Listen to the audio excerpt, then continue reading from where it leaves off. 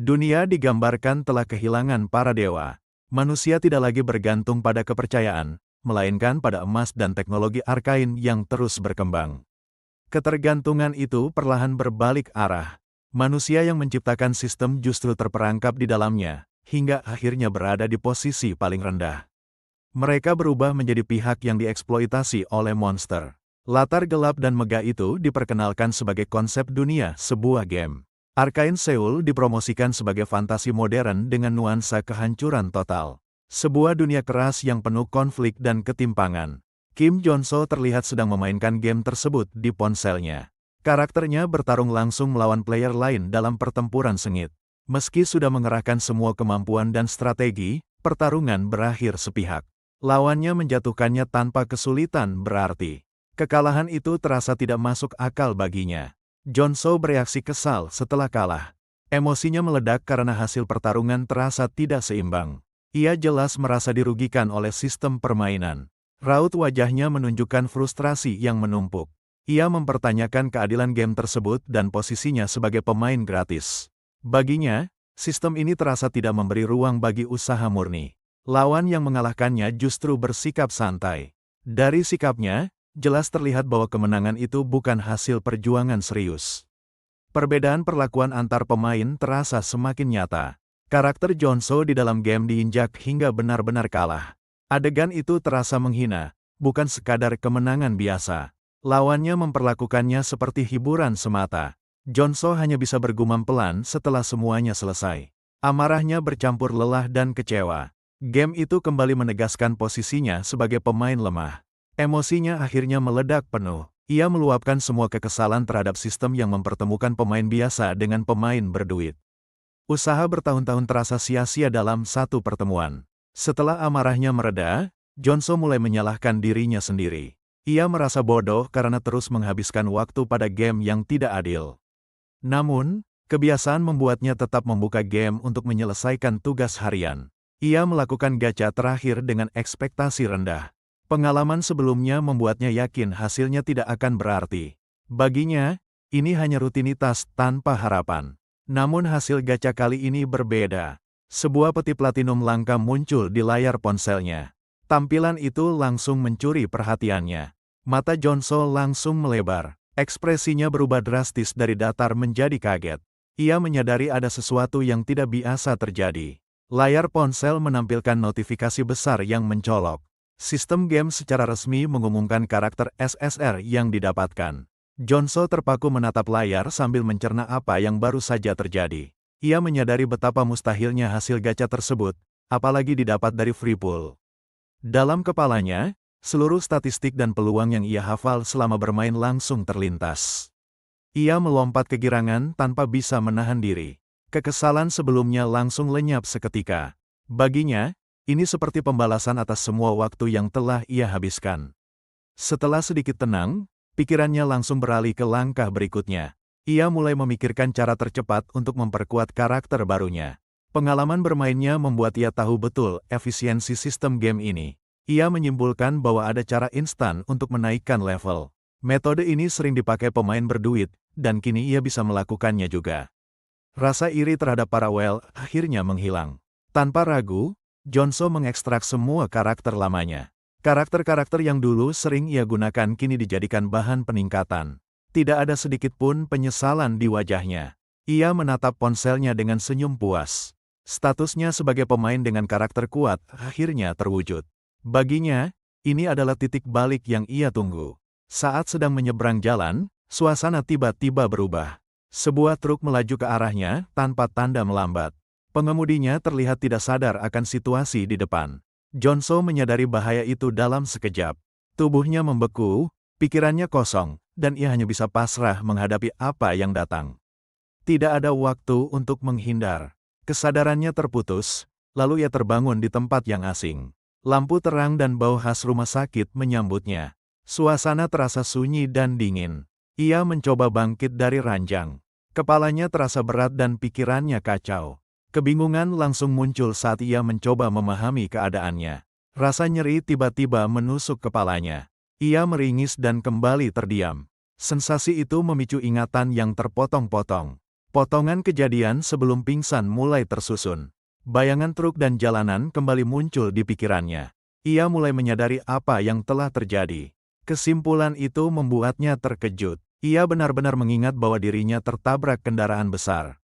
Detak jantungnya meningkat seiring kesadaran itu muncul. Seorang suster masuk ke ruangan dan menyapanya dengan ramah.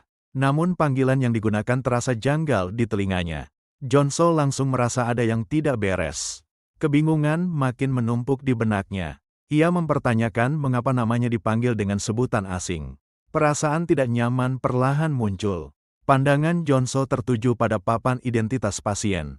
Informasi yang tertera tidak sesuai dengan siapa dirinya. Nama dan detail itu terasa seperti milik orang lain. Ia semakin bingung dan mulai meragukan rumah sakit ini. Pikirannya mencari kemungkinan kesalahan administratif. Namun rasa tidak enak justru semakin kuat. Ia mencoba turun dari ranjang meski tubuhnya belum pulih. Dalam kepalanya, rasa bersalah karena keputusan di dalam game bercampur dengan ketakutan. Pertanyaan tentang identitasnya terus berputar. Begitu kakinya menyentuh lantai, rasa sakit luar biasa langsung menghantam. Tubuhnya refleks menegang. Ia hampir kehilangan keseimbangan. Suster panik melihat kondisinya dan mencoba menghentikannya. Sementara itu, Jonso hanya merasakan nyeri yang seolah merobek tubuhnya. Sensasi itu jauh lebih nyata dari yang ia bayangkan. Seorang dokter masuk dan menjelaskan kondisi fisiknya. Penjelasan itu terdengar masuk akal, namun terasa ada hal yang janggal. Jonso menyadari ada detail yang tidak biasa. Dokter menyebutkan serangkaian tes lanjutan. Salah satu istilah yang digunakan terdengar asing bagi Jonso. Kata itu tidak seharusnya ada di dunia nyata. Kepalanya semakin dipenuhi tanda tanya. Nama, istilah, dan situasi mulai bertabrakan di pikirannya. Ia merasa realitas di sekitarnya perlahan bergeser. Setelah urusan medis selesai, Jonso menuju meja resepsionis. Ia mendengarkan rincian biaya perawatan yang disebutkan satu persatu. Totalnya mencapai 22 juta won. Ia langsung bereaksi kaget mendengar total biaya yang harus dibayar. Durasi rawat inap dan jumlah uang itu terasa tidak masuk akal baginya. Kekhawatiran langsung muncul. Ia mempertanyakan alasan tidak adanya perlindungan asuransi. Dalam pengetahuannya, hal itu seharusnya mustahil. Dunia ini terasa semakin asing. Resepsionis justru terlihat bingung mendengar istilah yang disebut Jonso. Ia menyebut jenis asuransi lain yang sama sekali tidak familiar. Percakapan itu terasa seperti dua dunia berbeda. Jonso mencoba meminta penjelasan lebih lanjut. Namun setiap istilah yang muncul justru terdengar semakin aneh. Jarak antara pemahamannya dan kenyataan semakin melebar. Ia tiba-tiba terdiam. Beberapa istilah itu terdengar sangat familiar baginya. Ingatan tentang sesuatu yang pernah ia mainkan mulai muncul. Nama-nama faksi besar satu persatu terlintas di kepalanya. Semua itu bukan berasal dari dunia nyata yang ia kenal. Namun ia tahu persis dari mana ia mengenalnya. Kesadaran itu membuat dadanya terasa sesak. Semua istilah tersebut berasal dari latar sebuah game. Hubungannya mulai terasa terlalu jelas untuk diabaikan. Ia mengingat kembali setting dunia Arcane Seoul. Dunia tanpa dewa, dengan perkembangan Arcane yang melampaui batas manusia. Sebuah dunia yang kejam dan tidak ramah. Ingatan tentang kondisi bumi di dalam game juga kembali. Monster, polusi, dan modifikasi tubuh adalah hal yang wajar di sana. Manusia bertahan hidup dengan cara ekstrim. Ia sampai pada satu kesimpulan yang membuat tenggorokannya kering. Dunia ini bukan tempat yang aman untuk hidup biasa. Bertahan hidup di sini adalah perjuangan berat. Tekanan itu akhirnya terlihat di wajah Jonso. Ia tampak stres setelah menyadari kemungkinan terburuk. Pikiran tentang posisinya di dunia ini membuat napasnya terasa berat. Ia pulang ke tempat tinggalnya dengan tubuh yang masih belum pulih. Dalam pikirannya, kebahagiaan sesaat karena mendapatkan karakter kuat terasa ironis. Ia tidak menyangka hidupnya justru berubah menjadi peran karakter awal yang lemah. Saat tiba di kamarnya, kenyataan kembali memukulnya. Ruangan itu jauh lebih sempit dan kumuh dibanding tempat tinggalnya dulu. Kondisi ini memperjelas status hidup yang kini ia jalani. Jonso duduk di atas kasur dengan tubuh yang terasa nyeri. Kelelahan fisik dan mental bercampur menjadi satu. Ia mulai bertanya-tanya bagaimana cara bertahan dalam kondisi seperti ini. Di dalam kepalanya, ia mengingat kejadian besar yang akan datang. Berbagai bencana dan insiden mematikan di Arcane Seoul akan segera terjadi. Dunia ini akan berubah menjadi tempat yang jauh lebih kejam. Ia menyadari bahwa tetap pasif hanya akan berujung kematian. Pengetahuannya tentang masa depan dunia ini menjadi satu-satunya keunggulan. Namun itu tidak akan cukup tanpa tindakan nyata. Sebuah kemungkinan tiba-tiba terlintas di benaknya. Ia berhenti berpikir tentang lingkungan sekitar dan mulai fokus pada dirinya sendiri. Ada satu hal yang perlu ia pastikan. Jonso segera bangkit dari tempat duduknya. Ia mengambil sebuah pulpen dengan gerakan cepat. Keputusannya sudah bulat meski belum sepenuhnya yakin. Ia mengarahkan ujung pulpen ke tangannya sendiri. Tangannya sedikit gemetar, menandakan keraguan yang masih tersisa. Namun ia tidak menghentikan gerakannya. Setelah beberapa detik ragu, ia tetap menusukkan pulpen itu. Keputusan itu terasa ekstrim, namun perlu. Ia ingin memastikan satu hal penting. Rasa sakit langsung menyambar. Jonso mengerang refleks dan mencengkeram tangannya. Sensasi itu terlalu nyata untuk disebut ilusi. Namun luka tersebut tidak bertahan lama. Dagingnya perlahan menutup kembali di depan matanya. Proses penyembuhan itu berlangsung secara alami dan cepat. Melihat hal itu, ekspresi puas muncul di wajahnya. Keraguannya menghilang sepenuhnya. Ia mendapatkan jawaban yang ia cari. Sebuah notifikasi sistem muncul di hadapannya. Tampilan itu sama persis seperti di dalam game. Pesan tersebut menandakan perubahan pada dirinya. Jonso mengingat karakter Warrior Kim di dalam game. Karakter itu dikenal sebagai karakter tutorial tanpa kemampuan khusus. Semua pemain memulainya dari titik yang sama. Namun ia juga tahu ada keunikan tersembunyi. Warrior Kim tidak memiliki trait bawaan, sehingga bisa dibentuk lebih bebas. Kebebasan ini jarang dimiliki karakter lain. Sebagai pemain yang mengandalkan strategi, hal itu justru menjadi keuntungan besar. Ia tidak terikat pada satu gaya bermain tertentu. Potensi pertumbuhannya jauh lebih fleksibel. Senyum tipis muncul saat ia kembali mengamati lukanya yang telah sembuh. Kini posisinya terasa jauh lebih jelas. Ia tidak lagi sepenuhnya lemah. Ia memahami aturan keras dunia ini. Tanpa uang, kekuatan, atau keberuntungan, kematian adalah akhir yang pasti. Dunia ini tidak memberi ruang bagi mereka yang ragu. Namun ia yakin dirinya berbeda. Pengalaman panjang sebagai pemain memberinya pengetahuan yang tidak dimiliki orang lain. Itu menjadi modal terbesarnya. Jonso tersenyum lebar dengan penuh keyakinan. Tubuh Warrior Kim kini adalah miliknya. Kombinasi ini memberinya peluang untuk bertahan. Setelah mempersiapkan diri, ia pergi ke suatu tempat. Langkahnya mantap meski tubuhnya belum sepenuhnya pulih. Tujuannya jelas, mencari sumber penghasilan. Ia kini berada di kantor player personal. Seorang pria bernama Choi Senso menyambutnya dari balik meja. Tatapannya menilai Jonso dari atas ke bawah. Jonso menjelaskan maksud kedatangannya. Ia menyatakan keinginannya untuk bergabung dalam pekerjaan tertentu. Nada bicaranya tenang dan langsung ke tujuan. Di dalam hati, ia menghitung risikonya. Ia butuh uang untuk bertahan hidup di dunia ini. Tubuh yang ia miliki hanya cocok untuk pekerjaan berbahaya. Choi Senso mulai menjelaskan pekerjaan yang ditawarkan. Meski namanya terdengar sederhana, tugasnya tidaklah ringan. Ia ingin memastikan Jonso paham konsekuensinya. Jonso merespons dengan yakin. Namun resume kosongnya langsung menjadi sorotan. Situasi itu membuat percakapan terasa sedikit canggung. Dalam pikirannya, Jonso justru merasa tenang. Ia tahu betul sistem kerja dunia ini. Pengalaman bermain memberinya pemahaman yang jauh di atas rata-rata. Ia mengingat konsep contaminated mana. Itulah penyebab utama kehancuran dunia ini. Energi kotor itu menjadi sumber munculnya monster. Pekerjaan dungeon pada dasarnya adalah proses pembersihan. Membersihkan sisa-sisa mana berbahaya yang menumpuk. Namun pekerjaan ini jauh dari kata aman. Paparan mana yang berlebihan bisa berakibat fatal. Kematian atau mutasi adalah risiko nyata. Banyak orang tidak kembali seperti semula setelahnya. Choi Senso akhirnya memberikan izin. Selama ada slot dalam tim, Jonso akan dimasukkan. Keputusan itu terdengar ringan, namun dampaknya besar. Choi Senso mengingatkannya tentang risiko mental pekerjaan ini. Banyak orang bergabung demi uang dan kehilangan arah hidupnya. Peringatan itu disampaikan dengan nada serius. Jonso justru membalas dengan senyum penuh percaya diri. Ia tidak terlihat gentar sedikit pun. Sikapnya menunjukkan keyakinan berlebih. Reaksi Choi Senso menunjukkan keterkejutannya. Ia tidak menyangka respons seperti itu. Tatapannya berubah menjadi waspada. Jonso tersenyum lebar dalam hati. Baginya, bekerja keras dalam sistem tidak adil adalah hal yang biasa. Dunia ini hanyalah versi lain dari game yang sudah ia kuasai. Warrior Kim tiba di tempat kerja barunya, fasilitas pembersihan mana purification. Lingkungan di sekitarnya terasa keras dan jauh dari kesan ramah. Sejak awal, jelas ini bukan tempat yang menerima orang baru dengan hangat. Ia memperkenalkan diri sebagai anggota baru yang dimasukkan ke tim tersebut.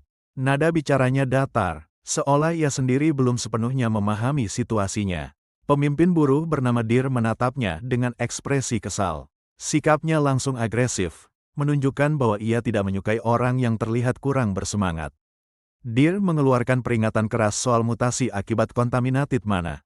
Ancaman itu disampaikan tanpa ragu, menegaskan bahwa di tempat ini, kesalahan kecil bisa berujung kematian.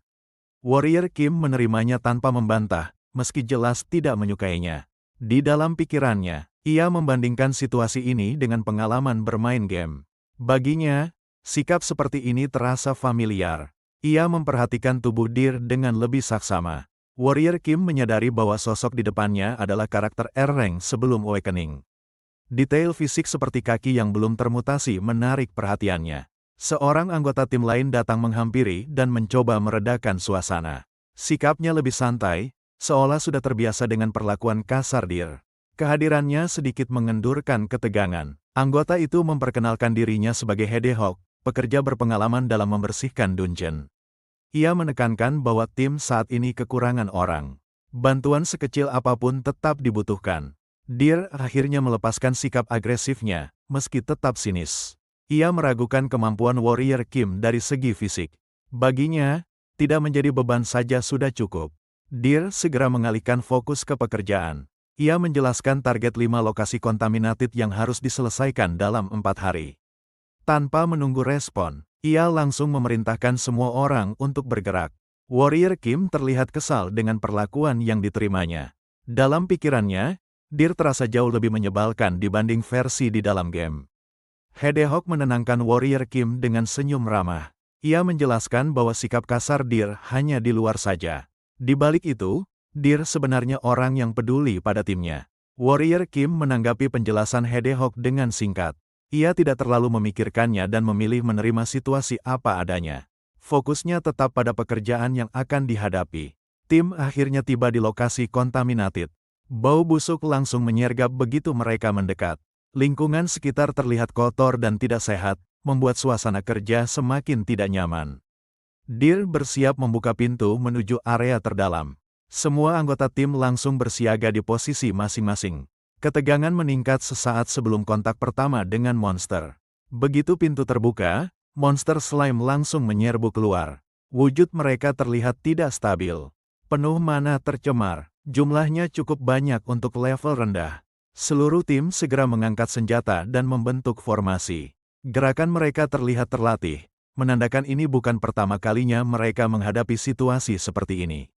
Warrior Kim memilih mengamati dari belakang. Ia memperhatikan cara kerja tim sambil mengingat tugas dasar pembersihan kontaminated mana. Matanya fokus pada pergerakan slime. Ia mengingat informasi penting tentang contaminated slime. Monster ini tidak akan mati sebelum mana core di dalam tubuhnya dihancurkan. Masalahnya, core tersebut tersembunyi dan sulit ditemukan. Situasi mulai kacau karena tim kesulitan menemukan mana core. Serangan slime terus berdatangan, sementara contaminated mana mulai menyebar. Risiko paparan semakin tinggi. Warrior Kim tiba-tiba maju ke depan sambil membawa sekop. Ia memberi isyarat agar yang lain mundur. Keputusannya diambil tanpa ragu. Ia melompat dan menghantam satu slime dengan satu pukulan. Tubuh monster itu langsung hancur. Serangannya bersih dan tepat sasaran. Warrior Kim tersenyum kecil setelah serangan pertamanya. Ia terlihat santai, seolah ini hanya pemanasan. Kepercayaan dirinya mulai muncul. Ia melanjutkan serangan ke slime lain tanpa jeda. Satu persatu monster tumbang. Gerakannya cepat dan konsisten. Setiap pukulan yang ia lakukan selalu tepat mengenai mana core. Tidak ada serangan yang sia-sia. Efisiensi serangannya jauh di atas rata-rata. Anggota tim lain terdiam melihat pemandangan itu. Mereka terkejut karena semua slime dikalahkan hanya dengan satu pukulan. Cara bertarung Warrior Kim terasa tidak masuk akal. Warrior Kim tersenyum lebar melihat reaksi mereka. Dalam pikirannya, hasil ini terasa wajar. Ia tahu apa yang sedang ia lakukan. Pikirannya kembali ke 2 hari sebelumnya. Saat itu, ia terlihat merangkak di taman sambil mencari sesuatu di tanah. Tingkahnya menarik perhatian orang-orang sekitar. Beberapa orang menatapnya dengan pandangan aneh. Namun Warrior Kim tidak peduli. Fokusnya hanya pada tujuannya. Ia menemukan sebuah koin kecil. Bagi orang lain, itu tampak sepele. Namun baginya, itu hanyalah bagian dari proses. Tujuan aslinya bukan koin tersebut. Sebuah notifikasi sistem muncul, menandakan ia memperoleh trait baru. Hasil dari usaha yang tampak konyol tadi akhirnya terlihat. Warrior Kim menyadari bahwa sebelum monster cleaning, ia sudah mempelajari banyak hal penting. Sambil mengumpulkan trait, ia memahami aturan dunia ini sedikit demi sedikit. Ia teringat saat bertahan di tumpukan sampah demi memenuhi syarat tertentu. Dari situ, ia mendapatkan trait ketahanan terhadap kontaminasi. Pengorbanan itu tidak sia-sia. Ia menyimpulkan bahwa sistem trait bekerja persis seperti di dalam game. Selama syaratnya terpenuhi, trait bisa diperoleh. Namun jumlahnya tetap terbatas. Salah satu trait miliknya aktif dan membantunya melihat titik lemah lawan. Berkat itu, lokasi mana core slime terlihat jelas. Inilah kunci dari serangannya yang presisi. Warrior Kim kembali memburu monster dengan lebih agresif. Tidak ada lagi keraguan dalam gerakannya. Ia benar-benar mendominasi area tersebut. Setiap slime yang dihancurkan memuntahkan contaminated mana. Cairan gelap menyembur ke berbagai arah. Area pertempuran menjadi semakin berbahaya. Deer segera memperingatkan tim agar tidak terkena semburan itu. Semua orang bergerak lebih hati-hati. Situasi masih bisa dikendalikan. Di tengah kekacauan, Warrior Kim justru terlihat puas. Ia merasa semua kerja keras sebelumnya akhirnya terbayar. Ada kepuasan tersendiri dari hasil yang ia capai. Sementara anggota lain tetap waspada, Warrior Kim bergerak santai. Trait ketahanannya terhadap contaminated mana sedang aktif. Ia hampir tidak terpengaruh oleh lingkungan sekitar. Setelah seharian bekerja, tim akhirnya menyelesaikan tugas hari itu. Mereka pun bersiap pulang. Tubuh semua orang terlihat lelah. Di dalam bus, Warrior Kim duduk dengan tubuh lesu. Meski dibantu trait, bekerja seharian tetap menguras tenaga. Rasa lelah tetap tidak bisa dihindari. Hedgehog menghampirinya dengan ekspresi ceria. Ia terlihat puas karena mereka bisa pulang lebih cepat dari biasanya. Hasil kerja hari ini benar-benar membantu tim. Hedgehog lalu duduk di samping Warrior Kim. Ia mengungkapkan kekagumannya atas apa yang ia lihat di lapangan. Pertanyaan tentang awakening pun muncul. Warrior Kim merespons dengan rendah hati. Ia menyebut pengalamannya di militer sebagai alasan kemahirannya menggunakan sekop. Ia tidak menganggap dirinya istimewa. Hedgehog terlihat semakin kagum mendengarnya. Bagi dia, pengalaman seperti itu sudah lebih dari cukup untuk dianggap hebat. Rasa hormatnya pun bertambah. Pandangan Warrior Kim tertuju pada tanduk kecil di dahi Hedgehog. Ia langsung menyadari tanda-tanda mutasi yang semakin jelas. Paparan kontaminated mana pada Hedgehog sudah terlalu lama. Warrior Kim menegurnya dengan nada khawatir dan menyarankan untuk beristirahat. Namun Hedgehog menolak mentah-mentah. Baginya, berhenti bekerja bukan pilihan. Dalam hati, Warrior Kim memahami alasan itu. Tidak banyak orang mengambil pekerjaan ini tanpa terdesak keadaan. Risiko mutasi seringkali dikalahkan oleh kebutuhan hidup. 4 hari berlalu dengan pola kerja yang sama. Rutinitas pembersihan terus berulang tanpa jeda. Tidak ada yang menyadari bahwa sesuatu sedang mendekati titik kritis. Mereka baru saja menyelesaikan tugas untuk hari itu. Suasana tim terlihat lesu setelah bekerja seharian penuh. Kelelahan tampak jelas di wajah semua orang. Di sisi lain, Hedgehog terlihat muntah dengan kondisi tubuh yang memburuk. Bentuk fisiknya mulai berubah lebih jelas dari sebelumnya. Tanda-tanda mutasi semakin sulit disembunyikan. Warrior Kim memperhatikan kondisi itu dengan perasaan tidak enak. Ia teringat sudah pernah memperingatkan Hedgehog sebelumnya. Namun peringatannya tidak pernah benar-benar dihiraukan. Deer menghampiri Warrior Kim setelah pekerjaan selesai. Sikapnya kali ini lebih santai dibanding pertemuan pertama mereka. Ia menilai Warrior Kim terlihat siap untuk pulang. Deer mengakui kontribusi Warrior Kim selama 4 hari terakhir. Hasil kerja tim meningkat berkat kehadirannya. Pengakuan itu terdengar jujur, meski disampaikan singkat. Warrior Kim menanggapi dengan rendah hati. Ia menyebut keberhasilan ini sebagai hasil kerja bersama. Namun di dalam pikirannya, ia tahu peran Tride yang ia miliki sangat besar. Warrior Kim melirik ke arah Deer dan menilai kondisinya. Ia menyadari Deer juga terlihat lebih ringan menjalani pekerjaan. Dalam benaknya, status R-Rank Deer menjadi penjelasan masuk akal. Tiba-tiba, sebuah teriakan memecah suasana. Semua perhatian langsung teralihkan. Ada sesuatu yang tidak beres. Aura gelap menyelimuti tubuh Hedgehog. Tubuhnya mulai berubah secara drastis. Proses mutasi terjadi di depan mata semua orang. Rekan-rekan tim panik melihat kondisi Hedgehog. Tulang punggungnya terlihat berubah bentuk. Kepanikan mulai menyebar di antara mereka. Deer segera berlari menghampiri sumber kekacauan. Wajahnya dipenuhi kecemasan. Situasi berkembang terlalu cepat. Warrior Kim ikut waspada melihat perubahan itu. Dugaan terburuk mulai muncul di pikirannya. Sesuatu yang ia takutkan akhirnya terjadi. Deer mencoba memeriksa dan menyadarkan Hedgehog.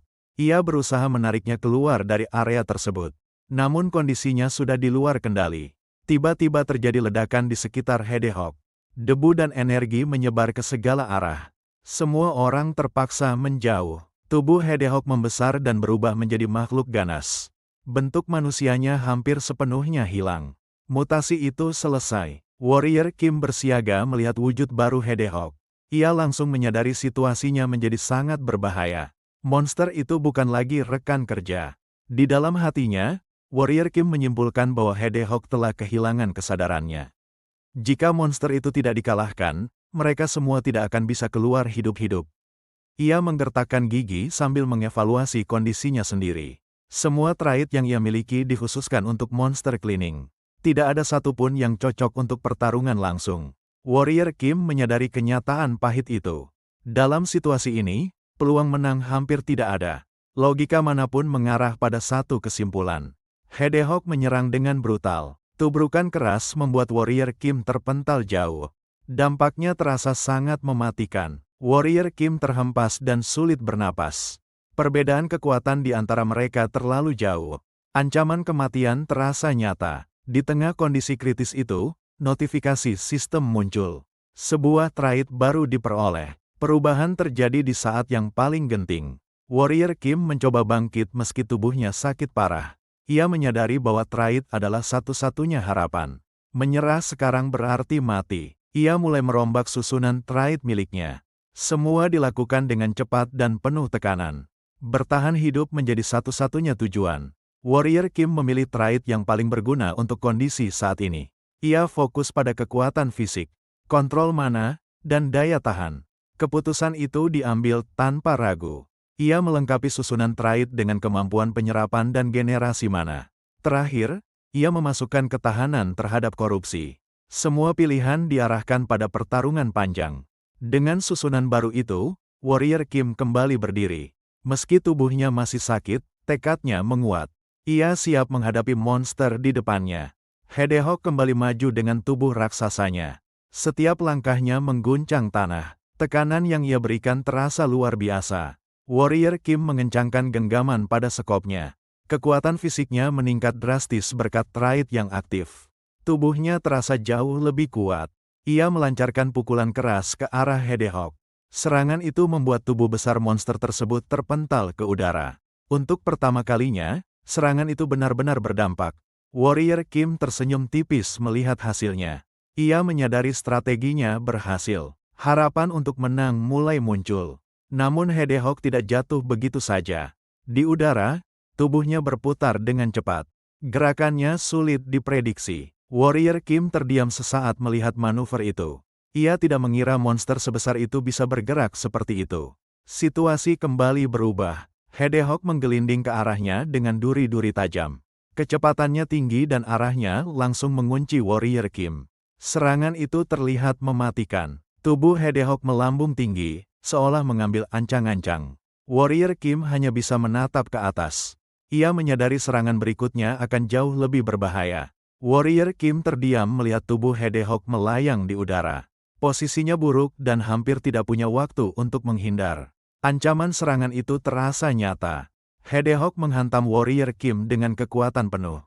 Tanah dan debu beterbangan akibat benturan keras itu. Setelah menghantam, Hedgehog mundur beberapa langkah. Monster itu bersiap untuk serangan berikutnya. Tekanan di udara masih terasa berat. Warrior Kim selamat dari hantaman tersebut dan kembali melompat berdiri. Sebuah trait pertahanan aktif, memperkuat daya tahannya secara drastis. Tubuhnya menahan kerusakan yang seharusnya fatal. Meski bertahan, rasa sakit tetap menyiksa. Tubuhnya terasa hampir remuk. Ia menyadari bahwa pertahanan saja tidak cukup untuk menang. Warrior Kim mengepalkan tangan dan memaksa dirinya tetap bergerak. Jika ia berhenti sekarang, kematian sudah menunggu. Satu-satunya pilihan adalah terus menyerang. Ia menghujani Hedgehog dengan serangan bertubi-tubi. Pukulan demi pukulan dilepaskan tanpa jeda. Ia berusaha menekan pergerakan monster itu. Tiba-tiba, Hedgehog menembakkan duri ke arahnya. Serangan jarak jauh itu datang tanpa peringatan. Warrior Kim kehilangan momentum. Duri-duri tajam menghantam tubuh Warrior Kim. Serangan itu menusuk dan membuatnya terpental kembali. Lukanya bertambah parah dalam sekejap. Tubuh Warrior Kim terhempas dengan kondisi penuh luka. Nafasnya tersengal dan tubuhnya hampir tidak bisa digerakkan. Kondisinya mendekati batas. Meski begitu, ia kembali memaksakan diri untuk bangkit. Tekadnya belum runtuh sepenuhnya. Ia menolak menyerah. Warrior Kim kembali menyerang dengan tinjunya. Serangan itu dilakukan dengan sisa tenaga. Ia bertaruh pada satu kesempatan terakhir.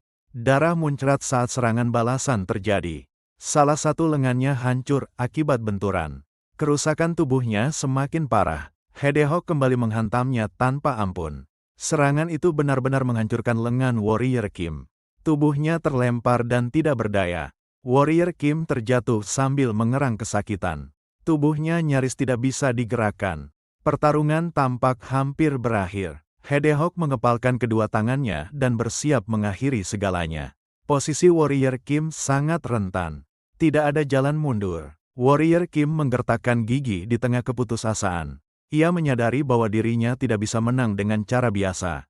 Kesimpulan pahit itu akhirnya diterima. Serangan Hedgehog menghantam keras. Asap dan debu kembali memenuhi area. Benturan itu terasa menentukan. Di tengah kehancuran, Warrior Kim mengenang masa lalunya sebagai pemain game. Dulu, semuanya terasa mudah dan instan. Monster hanyalah objek klik. Ia teringat bagaimana ia mendorong karakternya ke batas ekstrim tanpa memikirkan rasa sakit. Semua dilakukan demi efisiensi dan hasil. Tidak ada empati di sana. Kini ia mengerti kenyataan di balik sistem itu. Untuk mendapatkan satu trait saja, penderitaan nyata harus dilewati. Dunia ini menuntut harga yang mahal. Warrior Kim menahan serangan berikutnya dengan tangan yang membesar. Tubuhnya mulai berubah secara tidak normal. Kekuatan baru muncul. Hedgehog terkejut melihat perubahan itu. Serangannya tidak lagi sepenuhnya efektif. Situasi mulai berbalik. Warrior Kim membalas serangan tersebut dengan kekuatan besar. Tubuh Hedgehog terpental menjauh. Untuk pertama kalinya, monster itu terdorong mundur. Sebuah trait baru aktif di dalam tubuh Warrior Kim. Perubahan fisiknya semakin jelas. Kekuatan mentah mulai mendominasi. Dalam pikirannya, Warrior Kim menyadari alasan di balik strateginya. Ia sengaja memaksa tubuhnya melewati batas dengan kombinasi trait tertentu. Tujuannya adalah memperoleh kekuatan baru. Hedgehog tidak tinggal diam dan kembali menyerang. Amarahnya semakin liar. Pertarungan berubah menjadi adu kekuatan murni. Warrior Kim menahan serangan itu dengan lebih stabil. Kali ini, ia tidak terpental. Senyum tipis muncul di wajahnya. Ia membalas dengan serangan beruntun yang lebih brutal. Setiap pukulan diarahkan untuk menjatuhkan mental lawannya. Kepercayaan dirinya semakin kuat.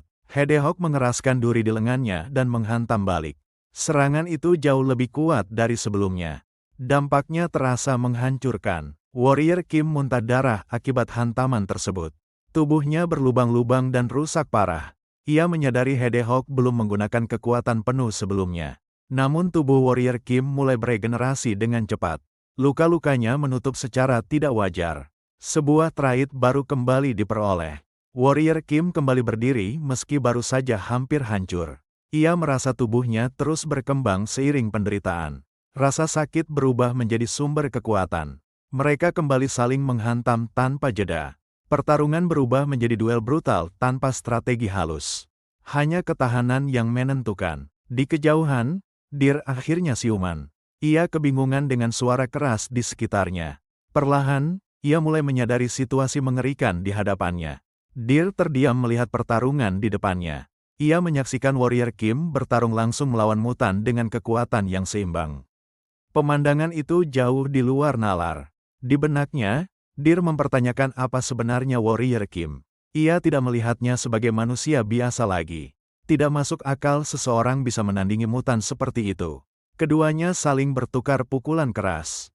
Tubuh mereka sama-sama terpental menjauh. Tanah di sekitar mereka rusak parah akibat benturan. Warrior Kim mengevaluasi kondisinya di tengah pertarungan. Ukuran tubuhnya kini hampir menyamai Hedgehog. Namun ia menyadari situasi ini bisa berbalik merugikannya. Hedgehog meraung keras dan kembali bersiap menyerang. Aura ganasnya semakin kuat, tekanan di sekitarnya meningkat. Warrior Kim menggertakkan gigi sambil mempertimbangkan pilihan terakhirnya. Ia tahu langkah ini sangat berbahaya. Namun tidak ada alternatif lain. Ia mengaktifkan ketahanan terhadap kontaminated mana. Tubuhnya mulai bereaksi terhadap perubahan itu. Keputusan ini membuka jalan menuju kondisi yang lebih ekstrim. Warrior Kim memaksa dirinya percaya pada keputusan tersebut. Ia mulai menghapus Trait Contamination Resistance. Risiko kehilangan kendali sangat besar. Dir terpaku menyaksikan perubahan yang terjadi. Ia tidak mampu bergerak atau menghentikannya. Semua berlangsung terlalu cepat. Tubuh Warrior Kim mulai bermutasi. Bentuk manusianya perlahan menghilang. Perubahan itu terlihat jelas dan mengerikan. Kini ia tidak lagi tampak sepenuhnya manusia. Wujudnya mulai menyerupai mutan. Aura berbahaya menyelimuti tubuhnya. Warrior Kim mengeluarkan raungan keras. Suaranya mengguncang area sekitar. Energi terkumpul di dalam tubuhnya. Ia melepaskan serangan energi dari mulutnya. Serangan itu meluncur lurus tanpa jeda. Daya hancurnya luar biasa. Hedgehog tidak sempat menghindar. Tubuh mutan itu langsung hancur dan berubah menjadi abu. Pertarungan berakhir seketika. Dir hanya bisa ternganga melihat hasilnya. Warrior Kim berhasil menjadi mutan untuk mengalahkan mutan lain. Fakta itu mengguncang keyakinannya. Warrior Kim menatap ke bawah dengan mata tajam dan taring terbuka. Sosoknya masih dipenuhi aura berbahaya. Keheningan menyelimuti area. Pandangan Warrior Kim tertuju pada Dir. Tatapan itu membuat tubuh Dir gemetar. Naluri bertahan hidupnya langsung bereaksi. Dir merangkak mundur ketakutan. Ia merasa nyawanya terancam. Pikiran untuk kabur muncul seketika. Dalam sekejap, Warrior Kim sudah berada tepat di belakangnya. Jarak di antara mereka lenyap begitu saja. Ancaman terasa sangat dekat. Dir menutup mata saat Warrior Kim mengangkat tangannya. Ia bersiap menerima hal terburuk. Tidak ada ruang untuk melawan. Namun tubuh Warrior Kim mulai berubah kembali. Wujud mutannya perlahan menghilang. Ia kembali ke bentuk manusia. Warrior Kim jatuh lemas ke tanah. Seluruh tenaganya terkuras habis. Namun pertarungan itu berhasil ia menangkan. Di dalam pikirannya, ia menyadari peran Trait ketahanan terhadap kontaminasi. Trait itu menjadi garis pertahanan terakhirnya. Tampaknya, ia tidak akan bisa kembali. Ia mengingat kepercayaan umum bahwa mutan tidak bisa kembali menjadi manusia. Pengalamannya membuktikan hal itu keliru. Sistem masih memberi celah. Warrior Kim sadar bahwa selama akal sehatnya masih tersisa, ia bisa mengatur ulang Trait. Kontrol itulah yang menyelamatkannya. Kesadaran menjadi kunci. Ia memahami cara mengubah kondisi mutan kembali ke ketahanan terhadap kontaminasi. Semua itu terjadi karena keputusan ekstrim yang ia ambil. Pertarungan hari itu mengubah segalanya. Warrior Kim terbangun setelah sempat pingsan akibat kelelahan. Tubuhnya terasa berat, napasnya masih belum sepenuhnya stabil. Rasa sakit menjalar ke seluruh tubuhnya. Otot dan tulangnya terasa seperti bergeser tidak pada tempatnya. Pengalaman itu membuatnya yakin ia tidak ingin mengulang kondisi tersebut lagi. Ia mendekati tubuh mutan yang telah dikalahkan. Dengan tangan sendiri, ia mengambil mana core yang dijatuhkan. Sistem langsung memberi tanda bahwa ia mendapatkan mana core level 1. Senyum lebar muncul di wajahnya. Rasa sakit tadi sedikit terbayar oleh hasil yang ia dapatkan. Baginya, hadiah itu memang sepadan dengan risikonya. Ia melompat kecil karena kegirangan. Pekerjaan berbahaya yang baru saja ia lakukan ternyata memberi keuntungan nyata. Untuk sesaat, ia melupakan rasa lelahnya. Deer dan anggota tim lainnya menghampirinya. Wajah mereka menunjukkan kekhawatiran setelah melihat kondisinya sebelumnya. Mereka ingin memastikan Warrior Kim tidak apa-apa. Warrior Kim menoleh ke arah mereka. Dalam pikirannya, ia mulai memikirkan kemungkinan munculnya rumor aneh jika kejadian tadi dipermasalahkan. Ia merasa hal itu hanya akan merepotkan dirinya sendiri. Ia memberi penjelasan singkat dan santai. Ia menyiratkan bahwa semua itu hanyalah keberuntungan dan taruhan semata. Dengan cara itu, ia berusaha menutupi kemampuan aslinya. Deer tampak terkejut mendengar penjelasan tersebut. Baginya, kejadian tadi terasa terlalu ekstrim untuk disebut sekadar keberuntungan. Keraguan jelas terlihat dari reaksinya. Warrior Kim langsung menyerahkan segenggam mana core. Tindakannya cepat dan tanpa banyak kata. Ia berniat menghentikan pembahasan sebelum berkembang lebih jauh. Semua orang terdiam melihat apa yang diberikan. Jumlah mana core level 0 yang ada di tangan mereka jauh dari dugaan. Keterkejutan itu membuat suasana berubah seketika. Warrior Kim berjalan meninggalkan mereka. Langkahnya terasa ringan, seolah beban telah terangkat. Yang ia inginkan sekarang hanyalah pulang dan menikmati udara segar. Sambil berjalan, Warrior Kim berpikir tentang tindakannya barusan. Ia merasa sudah cukup berjasa menyelamatkan mereka dan bahkan membagi mana core. Menurutnya, itu seharusnya cukup untuk membuat mereka menutup mulut. Deer hanya berdiri dan menatap kepergian Warrior Kim. Ekspresinya datar dan sulit ditebak. Tidak ada reaksi jelas yang bisa dibaca dari wajahnya. Keesokan harinya, Warrior Kim datang ke kantor Direktur Choi Senso. Suasana kantor terlihat rapi dan tenang. Pertemuan ini jelas bukan kebetulan. Direktur Choi menyambutnya dengan sikap yang sangat ramah. Wajahnya terlihat senang dan penuh perhatian. Sikap itu terasa berbeda dari biasanya. Warrior Kim menanggapi dengan sopan. Namun di dalam hatinya, ia merasa aneh melihat perubahan sikap direktur yang terlalu baik. Ia mulai curiga ada maksud tertentu di balik keramahan itu. Direktur Choi langsung ke inti pembicaraan. Ia menyiratkan bahwa kemampuan Warrior Kim berada di atas orang biasa. Menurutnya, seseorang dengan kekuatan seperti itu pantas mendapatkan perlakuan khusus. Warrior Kim mengambil minumannya dan meneguknya perlahan. Dari penjelasan tadi, ia langsung menangkap kesalahpahaman yang terjadi. Direktur itu jelas mengira dirinya seorang superhuman. Ia teringat bagaimana posisi superhuman di Arcane Seoul. Mereka adalah orang-orang yang mampu membangkitkan kekuatan mana yang besar. Dalam dunia seperti ini, kekuatan menentukan status sosial seseorang. Warrior Kim menyadari bahwa kesimpulan direktur itu masuk akal. Mengalahkan mutan biasanya memang membutuhkan kekuatan superhuman. Namun ia tahu, kemenangan itu murni berasal dari trait miliknya. Direktur Choi merogoh sakunya. Ia bersiap membicarakan soal bayaran atas pekerjaan malam sebelumnya. Di dalam hatinya, Warrior Kim merasa puas. Ia memutuskan untuk membiarkan kesalahpahaman itu terus berlanjut.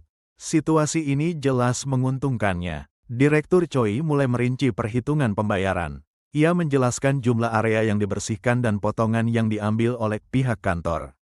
Semua disampaikan dengan detail. Namun kali ini, pembagian hasil dibuat berbeda. Potongan untuk Warrior Kim jauh lebih kecil dari biasanya. Selain itu, ia juga akan menerima bonus tambahan. Warrior Kim langsung terkejut mendengar jumlah akhirnya. Angka itu jauh melebihi yang ia perkirakan. Ia sampai terdiam sesaat karena tidak percaya. Senyum lebar muncul di wajahnya. Direktur Choi terlihat puas melihat reaksinya. Ia juga menyampaikan harapan untuk kerjasama di masa depan. Warrior Kim keluar dari ruangan dengan langkah ringan. Suasana hatinya sangat baik. Pikiran tentang apa yang akan ia beli mulai bermunculan. Di tengah langkahnya, seseorang menghampirinya. Orang itu menyapa dengan nada santai. Ia langsung menyadari suasana hati Warrior Kim sedang bagus. Pria itu adalah rekan kerjanya. Wajahnya terlihat agak canggung saat berbicara. Ia menyinggung soal bayaran yang diterima Warrior Kim. Warrior Kim menjawab dengan singkat. Dalam hati, ia mengenali pria itu sebagai salah satu anggota tim sebelumnya. Ia tetap bersikap waspada. Pria itu akhirnya mengutarakan tujuan kedatangannya. Ia terlihat ragu-ragu saat mulai berbicara. Nada suaranya terdengar memohon. Ia menjelaskan kondisinya dan alasan meminta bantuan. Situasinya terdengar berat dan mendesak.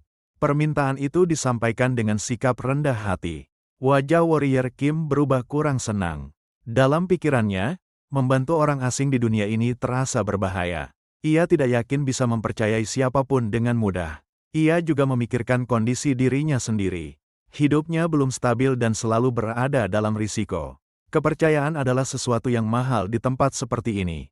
Meski begitu, warrior Kim menahan reaksi kasarnya. Ia meminta pria itu untuk tidak membungkuk. Perbedaan usia membuat situasi itu terasa tidak nyaman baginya. Ia menyerahkan segenggam mana core level 0. Jumlahnya memang tidak banyak, namun itu cukup sebagai bentuk bantuan seadanya. Setelah menerima mana core tersebut, pria itu segera pergi. Ia berjalan menuju gang belakang tanpa menoleh lagi. Sikapnya berubah cepat. Di tempat sepi itu, pria tersebut memperlihatkan wajah aslinya. Tawa keras keluar tanpa ditahan. Semua cerita sedih sebelumnya ternyata hanyalah sandiwara. Deer dan beberapa rekan kerja lain ternyata sudah menunggu di sana. Mereka menertawakan kejadian tadi. Bagi mereka, warrior Kim terlalu mudah ditipu. Percakapan mereka berlanjut dengan nada kesal. Mereka membicarakan soal bayaran yang tidak adil. Rasa iri terhadap warrior Kim semakin jelas. Deer menyimpulkan bahwa warrior Kim bukanlah superhuman. Namun justru karena itu, ia merasa mereka perlu bertindak. Wajahnya menunjukkan niat buruk. Pria tadi bertanya tentang rencana selanjutnya. Ia terlihat tertarik dan siap terlibat. Situasi mulai mengarah ke sesuatu yang berbahaya. Mereka membahas kemampuan aneh yang dimiliki warrior Kim. Fakta bahwa ia menyimpan rahasia besar membuat mereka merasa unggul. Hal itu menjadi dasar rencana mereka. Kesimpulan mereka jelas dan kejam. Mereka berniat menghajar warrior Kim dan membuatnya merasakan kerasnya dunia ini. Rencana itu disepakati tanpa ragu. Beberapa hari kemudian, warrior Kim berada di sebuah hotel. Ia sedang menjalani pemijatan tubuh untuk memulihkan kondisi fisiknya. Tempat itu terasa jauh berbeda dari medan berbahaya yang biasa ia hadapi. Ia menikmati setiap sentuhan pijatan. Baginya, uang benar-benar memberi kenyamanan yang nyata. Ia tidak menyangka bisa menikmati fasilitas seperti ini. Tiba-tiba, rasa nyeri tajam muncul di lengannya. Sensasinya menusuk dan tidak bisa diabaikan. Kenyamanan itu langsung terganggu. Warrior Kim menyadari bahwa tubuhnya belum sepenuhnya pulih. Meski sudah beristirahat selama 3 hari, rasa sakit masih tersisa. Ia mulai berpikir ulang soal penggunaan trait yang berhubungan dengan mutan. Ia menyimpulkan bahwa mengubah trait tidak sesederhana yang ia kira. Tubuhnya ikut berubah mengikuti trait yang digunakan. Semakin banyak perubahan, semakin berat efek sampingnya. Masalah berikutnya mulai terpikirkan olehnya. Jika ia membatasi penggunaan trait, maka cara bertahan hidupnya juga ikut terbatas. Ia perlu alternatif lain untuk tetap hidup di dunia ini. Perhatiannya teralihkan keluar jendela. Ada sesuatu yang menarik pandangannya. Ia mengamati suasana di luar dengan lebih saksama. Sekelompok orang terlihat bersantai di tepi kolam dengan penjagaan ketat. Warrior Kim langsung mengenali mereka sebagai geng Iron Fist. Kesombongan mereka masih terlihat jelas. Ia kembali menyadari kondisi Arkain Seoul. Kota ini lebih dikuasai oleh geng daripada aturan resmi. Kekuatan menjadi penentu utama. Hal itu terasa wajar baginya. Monster berkeliaran di mana-mana dan banyak orang bergantung pada superhuman. Hukum biasa sulit ditegakkan dalam situasi seperti itu. Warrior Kim menghela napas pelan. Selama ini ia memang berhasil bertahan hidup.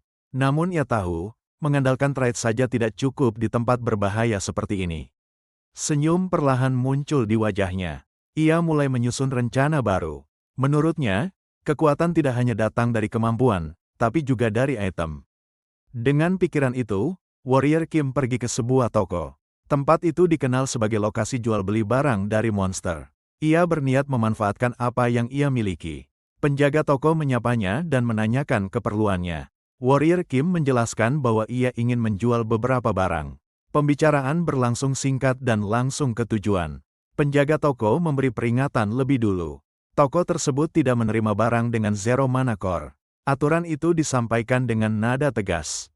Warrior Kim mengeluarkan tasnya tanpa ragu. Ia sudah mengetahui aturan tersebut sejak awal. Sikapnya tetap tenang. Dari dalam tas, ia mengeluarkan sebuah kristal biru. Mata penjaga toko langsung membelalak melihatnya. Reaksinya sulit disembunyikan. Penjaga itu langsung menyadari level mana core tersebut. Warrior Kim membenarkan dugaan itu sambil memperlihatkannya lebih jelas. Kepercayaan dirinya terlihat jelas. Dalam hatinya, Warrior Kim merasa puas. Melihat reaksi terkejut penjaga toko memberinya kepuasan tersendiri. Usahanya selama beristirahat di hotel terasa tidak sia-sia. Ia mengingat proses penggabungan barang yang ia lakukan. Semua yang ia miliki ia manfaatkan semaksimal mungkin. Hasilnya adalah mana core level 2. Ia memahami bahwa harga sangat bergantung pada level. Cara ini adalah metode paling efektif untuk mendapatkan nilai jual tinggi. Pengalaman gamenya terasa sangat berguna. Penjaga toko menyebutkan harga pembelian. Jumlahnya cukup besar untuk satu item saja. Warrior Kim menerimanya dengan senyum puas. Setelah transaksi selesai, Warrior Kim menanyakan barang lain. Ia tertarik pada senjata dan armor. Penjaga toko langsung mengajaknya ke bagian dalam. Saat tiba di gudang senjata, Warrior Kim tercengang. Berbagai perlengkapan tersusun rapi di sana. Pilihannya jauh lebih banyak dari yang ia bayangkan. Di dalam hatinya, ia merasa seperti kembali ke dunia game. Banyak item dasar yang sangat familiar baginya. Ini terasa seperti awal dari peningkatan kekuatan yang sesungguhnya. Setelah menyelesaikan pembelian, Warrior Kim keluar dari toko senjata.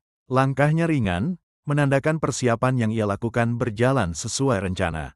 Ia membawa satu tas penuh senjata dengan ekspresi puas. Dalam benaknya, ia merasa akhirnya mulai seperti karakter yang benar-benar siap bermain di dunia Arcane Seoul. Saat berjalan, Warrior Kim tiba-tiba menoleh ke samping.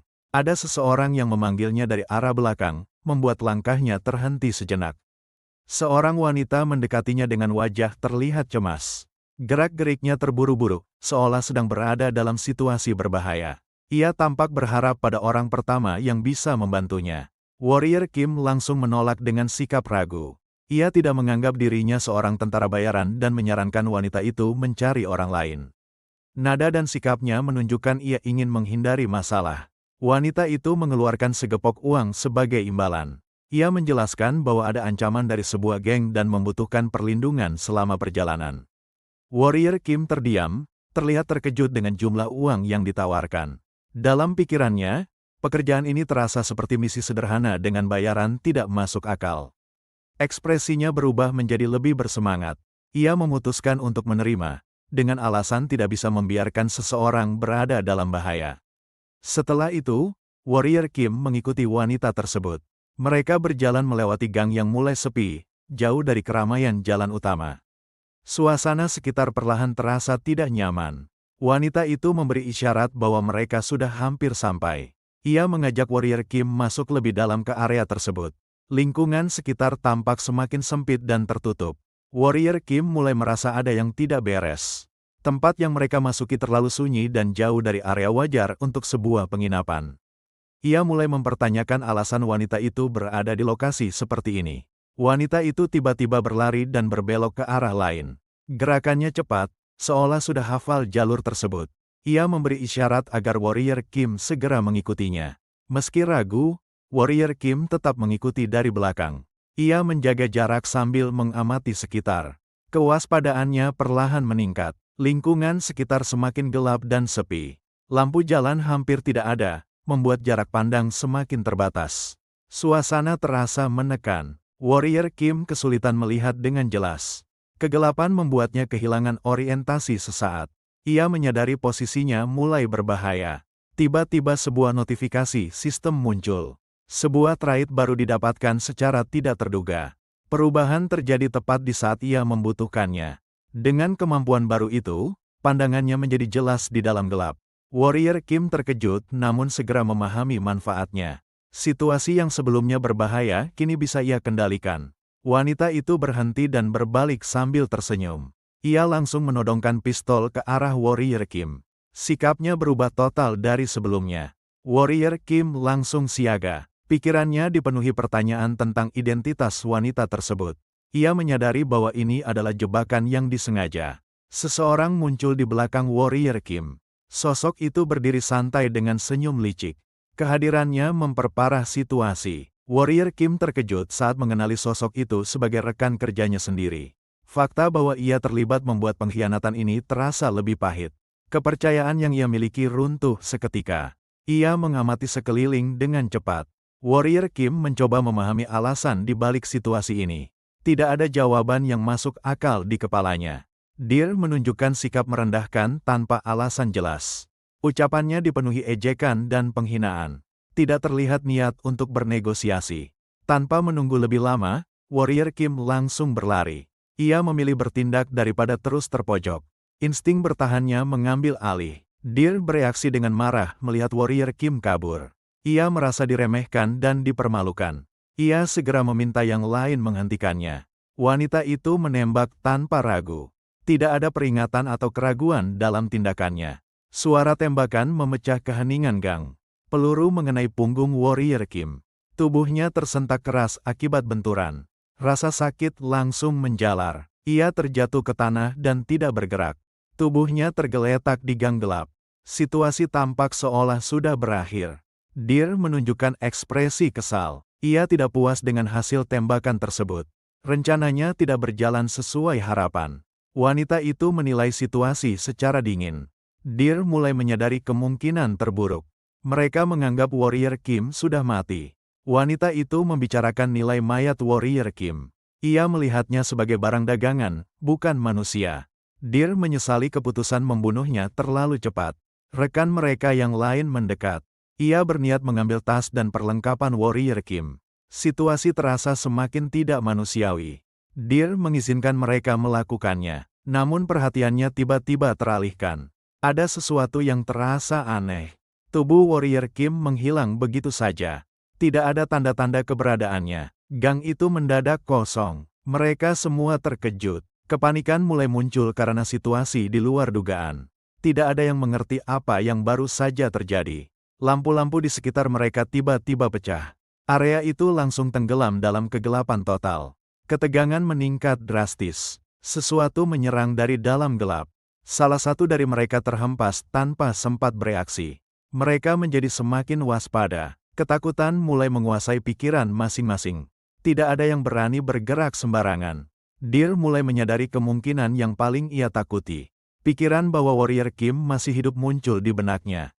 Keraguan berubah menjadi kecemasan. Warrior Kim muncul dari kegelapan. Ia bergerak dengan tenang, memanfaatkan kemampuan barunya. Situasi kini berbalik. Ia tersenyum penuh percaya diri. Tidak ada lagi keraguan di wajahnya. Ia siap membalas pengkhianatan yang ia terima. Dalam benaknya, Warrior Kim menyadari keberuntungannya. Rompi anti peluru yang ia beli menyelamatkan nyawanya. Dari situ, ia memperoleh trait penting. Sistem kembali memberi notifikasi. Sebuah trait baru berhasil diperoleh. Kemampuannya semakin berkembang di tengah pertempuran. Kelompok itu mulai panik total. Kegelapan dan serangan tiba-tiba membuat mereka kehilangan arah. Ketakutan menguasai mereka sepenuhnya. Warrior Kim muncul tepat di belakang Deer. Jarak mereka sangat dekat, tanpa ruang untuk melarikan diri. Warrior Kim melayangkan pukulan keras ke wajah Deer. Serangan itu langsung menjatuhkannya ke tanah. Dampaknya terlihat jelas dari cara tubuh Deer terlempar. Deer bangkit sambil mengusap darah di wajahnya. Tatapannya penuh amarah dan rasa tidak terima. Ia masih belum berniat menyerah. Deer membalas dengan serangan tendangan. Warrior Kim bergerak cepat untuk menghindarinya.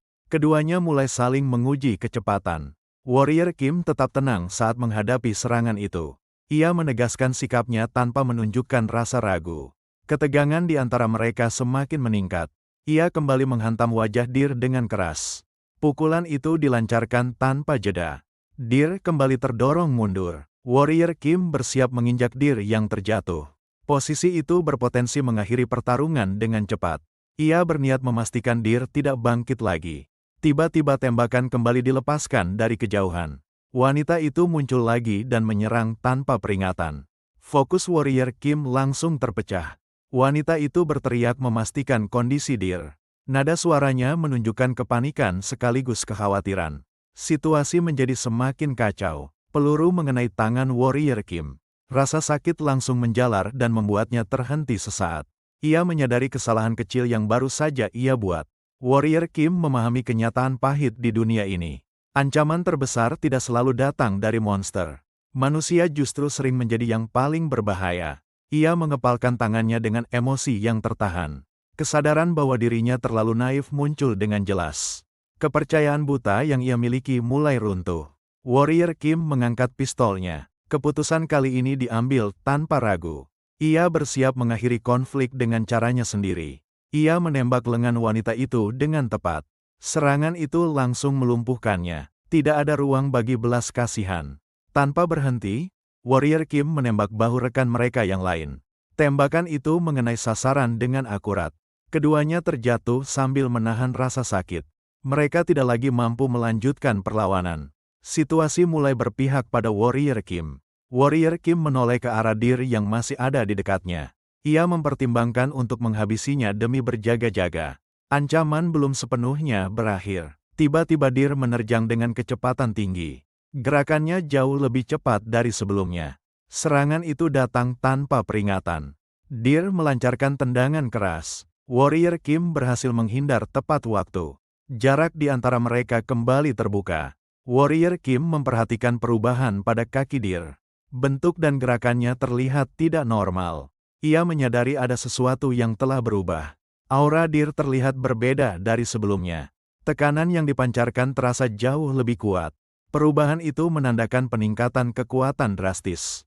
Warrior Kim mengertakkan gigi. Ia menyadari betapa kejamnya sistem dunia ini. Situasi semakin tidak menguntungkan baginya. Pikirannya langsung tertuju pada konsep awakening dalam sistem game. Semua karakter memiliki jalur perkembangan yang sama. Hal itu menjadi dasar kekuatan mereka. Ia memahami tingkat ancaman seorang superhuman level awal. Bahkan senjata api bisa menjadi tidak cukup untuk melawannya. Bahaya kini benar-benar nyata. Warrior Kim menyadari posisinya. Ia harus melawan seseorang yang telah sepenuhnya terbangun. Sementara dirinya masih mengandalkan tubuh biasa. Tiba-tiba Deer menghilang dari pandangannya. Pergerakannya terlalu cepat untuk diikuti mata. Warrior Kim kehilangan jejak lawannya. Keringat mengalir deras di wajah Warrior Kim. Ketegangan memuncak saat ia tidak bisa mendeteksi posisi Deer. Setiap sudut terasa mengancam. Ia mengingat trait yang dimiliki Deer.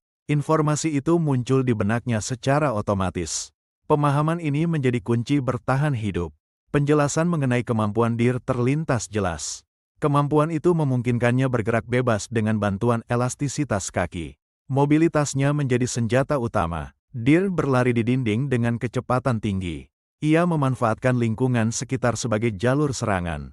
Arah geraknya sulit diprediksi. Warrior Kim menyadari pola serangan tersebut. Ia memahami cara Deer bergerak di atas bangunan. Kesadaran ini memberi sedikit peluang. Deer menerjang dengan kaki terangkat. Serangan itu diarahkan langsung untuk menghabisi. Tidak ada niat menahan kekuatan. Warrior Kim bersiap menghindar. Ia fokus penuh pada satu gerakan itu. Kesalahan sedikit saja bisa berakibat fatal. Ia berhasil menghindar di detik terakhir. Serangan Deer meleset tipis. Jarak di antara mereka kembali berubah. Deer menunjukkan ekspresi kesal. Ia tidak menyangka serangannya bisa dihindari. Rasa percaya dirinya sedikit terganggu. Deer kembali menyerang dengan kecepatan yang lebih tinggi. Gerakannya nyaris tidak terlihat jelas. Tekanan serangan kali ini jauh lebih berat. Serangan itu menghantam dengan keras. Benturan kuat terjadi di antara mereka. Dampaknya terasa pada kedua belah pihak. Deer tersenyum puas, yakin serangannya berhasil. Ia mengira pertarungan akan segera berakhir. Keunggulan sementara berada di pihaknya. Tapi sesaat kemudian, senyum Deer langsung menghilang. Warrior Kim menahan serangannya. Warrior Kim menahan serangan itu dengan senjata tongkatnya. Posisi tubuhnya stabil meski menerima tekanan besar. Senjata itu terbukti efektif. Ia menyadari keputusannya membeli expandable baton adalah pilihan tepat. Senjata tersebut mampu menahan serangan jarak dekat. Keyakinannya semakin kuat. Pikirannya kembali ke beberapa jam sebelumnya. Ia teringat saat memilih senjata di toko. Keputusan itu kini menentukan hidup dan mati. Saat itu, ia sempat mempertimbangkan membeli pistol. Namun ia memahami batasan kelas yang ia gunakan. Efektivitas senjata api bukan pilihan utama baginya. Akhirnya ia memilih senjata khusus untuk kelas warrior. Keputusan itu diambil sebagai langkah antisipasi. Kini manfaatnya terasa jelas. Ia mengingat bahwa setiap karakter memiliki senjata dan trait yang paling cocok. Mengabaikan hal itu berarti membatasi potensi sendiri.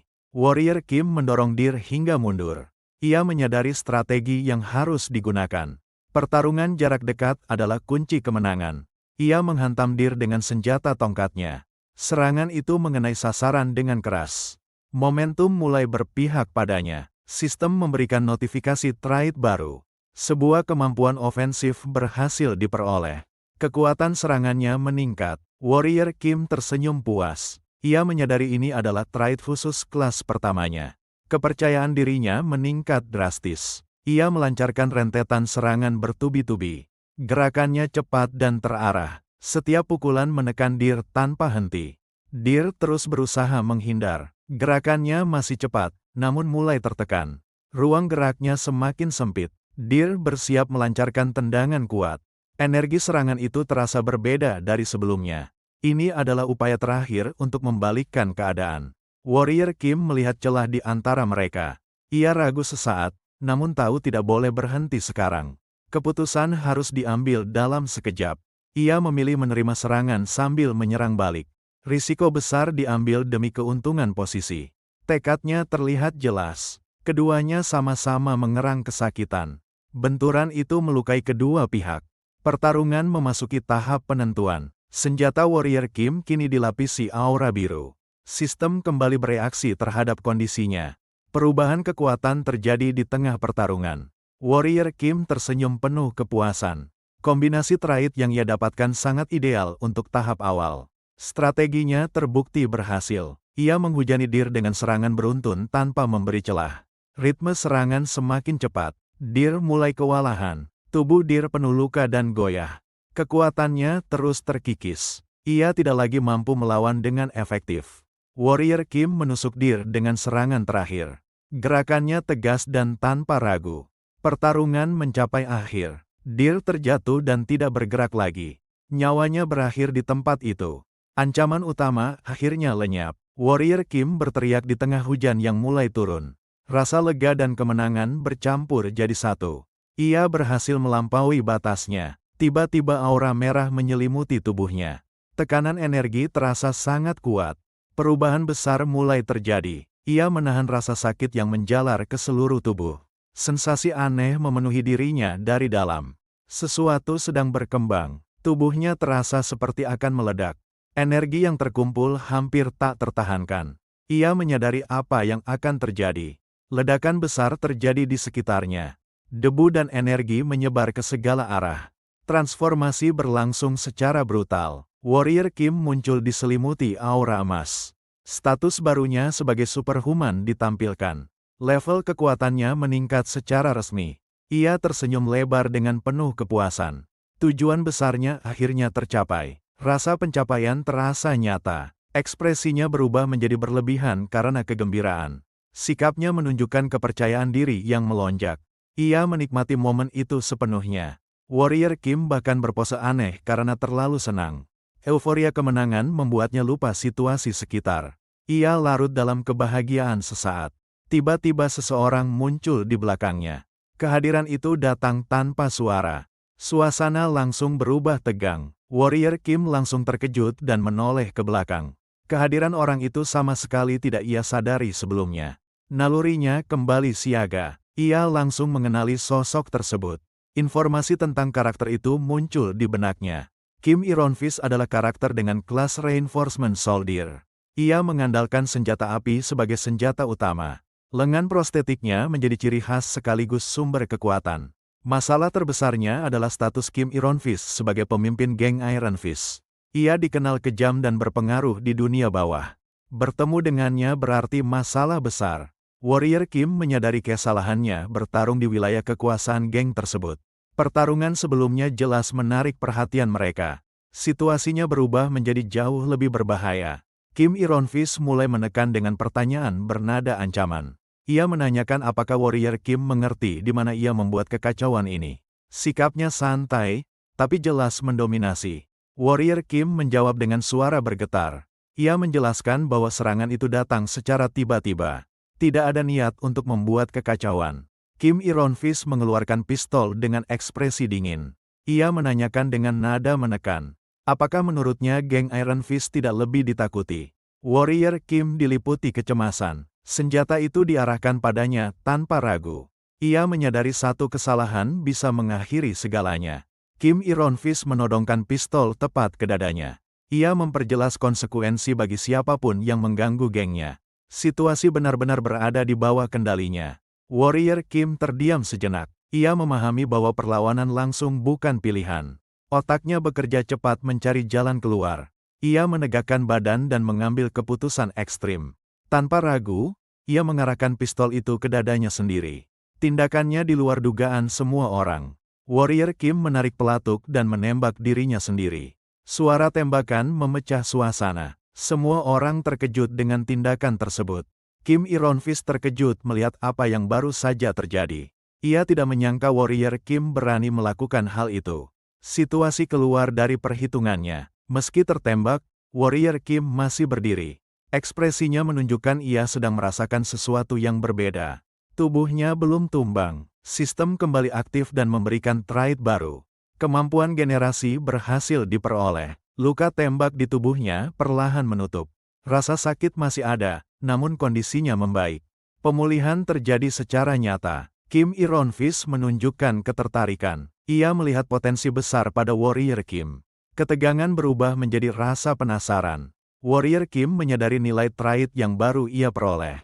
Ini adalah versi lanjutan dari kemampuan sebelumnya. Keuntungannya sangat besar. Ia memahami bahwa dirinya tidak boleh diremehkan lagi. Keputusan diambil untuk mengubah pendekatan. Ia bersiap menggertak balik. Warrior Kim menunjuk mayat Deer dan rekan-rekannya. Ia menunjukkan bahwa dirinya bertahan bukan karena kebetulan. Pesan peringatannya terlihat jelas. Kim Ironvis tertawa dan tertarik pada keberanian Warrior Kim. Ia menyukai sikap itu. Ketegangan perlahan mereda. Kim Ironvis memutuskan untuk membiarkannya pergi kali ini. Namun keputusan itu disertai konsekuensi. Sebuah hutang terbentuk. Ia menepuk bahu Warrior Kim sebagai penegasan. Hubungan mereka tidak lagi netral. Ada ikatan yang tak terucap. Warrior Kim menyetujui pernyataan itu. Meski masih ragu, ia memilih menerima situasi. Ia merasa baru saja lolos dari bahaya besar. Kim Ironvis mengulurkan tangan untuk kerjasama di masa depan. Sikapnya menunjukkan ketertarikan yang tulus. Ini adalah tawaran yang tidak bisa dianggap remeh. Warrior Kim menatap tangan itu dengan pertimbangan matang. Ia menilai Kim Ironvis bukan tipe yang mengkhianati rekan. Kesempatan ini bisa menjadi keuntungan. Warrior Kim menjabat tangan Kim Ironvis. Kesepakatan tidak resmi terbentuk di antara mereka. Hubungan baru pun dimulai. Keesokan harinya, Warrior Kim tiba di sebuah kawasan besar bernama Superhuman Tower di Jamsil.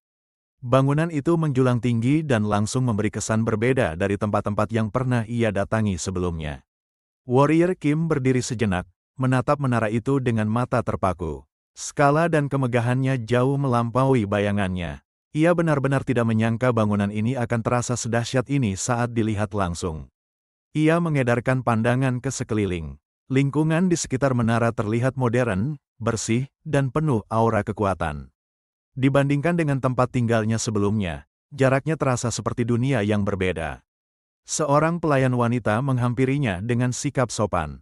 Kehadirannya terasa alami, seolah sudah terbiasa menyambut orang-orang yang datang ke tempat ini. Warrior Kim terdiam sesaat saat melihat wajah pelayan itu. Kecantikannya membuatnya refleks tertegun. Namun di saat yang sama muncul rasa familiar yang aneh. Pelayan itu langsung menjelaskan maksud kedatangannya tanpa banyak basa-basi. Sikapnya menunjukkan bahwa ia sudah terbiasa menghadapi para calon superhuman. Warrior Kim dibawa menuju ruang pengukuran. Di dalamnya terdapat alat khusus untuk mengukur mana dan sirkuit trait. Warrior Kim mengangguk pelan, lalu bersiap mengikuti instruksi yang diberikan. Tanpa perlu banyak bertanya, Warrior Kim memahami bahwa sikapnya masih terlihat seperti pemula. Meski begitu, ia justru merasa ini kesempatan penting. Setelah mendapatkan sertifikasi, ia yakin hidupnya di Arcane Seoul akan benar-benar dimulai. Tiba-tiba, angin kencang berhembus di dalam area menara. Suasana yang semula tenang berubah mendadak. Warrior Kim refleks menoleh, mencoba memahami apa yang sedang terjadi. Kerumunan orang mulai ribut dan mengarah ke atas. Perhatian semua orang tertuju pada sesuatu yang baru saja muncul di langit. Ketegangan langsung terasa di udara. Warrior Kim ikut mendongak ke atas. Dari sudut pandangnya, yang terlihat hanyalah sebuah pesawat terbang. Ia belum menyadari sepenuhnya makna kehadiran benda itu. Cahaya terang menyelimuti area saat penumpang pesawat mulai turun. Aura yang menyertainya langsung membuat suasana berubah drastis. Mata Warrior Kim melebar saat melihat sosok-sosok yang turun dari cahaya. Ia langsung mengenali simbol dan aura yang menyelimuti mereka. Tanpa ragu, ia menyadari bahwa ini adalah Holy Order of Ancient Father. Dalam benaknya, Warrior Kim refleks mengaitkan kemunculan ini dengan ancaman besar. Kehadiran mereka di tempat seperti ini terasa tidak wajar. Apalagi jika dilihat dari sudut pandang alur cerita yang ia ketahui. Orang-orang di sekitar segera bersikap hormat dan penuh kekaguman. Suasana berubah menjadi hiruk-pikuk pemujaan. Nama saintes disebut-sebut dengan nada penuh hormat. Warrior Kim dengan cepat menenangkan pikirannya. Ia menyadari bahwa saat ini masih berada di fase awal, di mana saintes belum dianggap sebagai ancaman. Dalam kondisi ini, ia hanyalah figur suci, bukan musuh. Namun di balik itu, Warrior Kim tahu kebenaran yang belum terungkap. Holy Order bukanlah organisasi suci seperti yang terlihat. Mereka hanyalah kultus yang bersembunyi di balik kedok kepercayaan. Di masa depan, kelompok ini akan mulai menyerang warga tanpa pandang bulu. Fakta itu membuat Warrior Kim semakin waspada. Ia tahu betul betapa berbahayanya mereka nantinya. Kerumunan mulai berspekulasi mengenai tujuan kedatangan saintes. Banyak yang menduga ia datang untuk mengukur mananya.